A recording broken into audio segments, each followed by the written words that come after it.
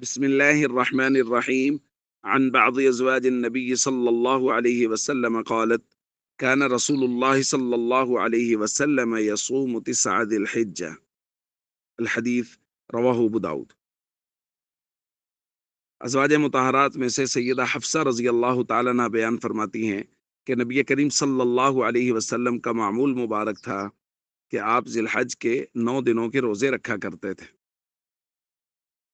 दोस्तों, जहाँ भी फजीलत वाले दिनों और रातों की बात आती है तो दिन के इबादत में सियाम और रात के इबादत में क़ियाम का तज़करा ज़रूर आता है। इसी तरह ज़िलहज के पहले 10 दिन ये चूँकि अफ़ज़लुल अय्याम हैं, फजीलत वाले दिनों में से बहुत अहमियत वाले दिन हैं, इसलिए इनके दिनों में रोज़ा और रातों में क़ियाम का तज़करा ज़रूर मिलता है।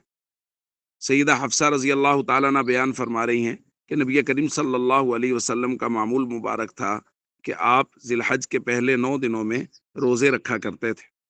इसी तरह बाज़ दीगर रिवायात में, गो कि वो सनद के एतबार से कमज़ोर हैं, ज़िलहज के पहले 9 दिन के रोज़े को बहुत अहमियत से बयान किया गया है। बाज़ रिवायात में तो एक दिन के रोज़े को 1 साल के रोज़े के बराबर करार दिया गया है। इसी तरह रातों के क़ियाम की भी भरपूर तरगीब दी गई है।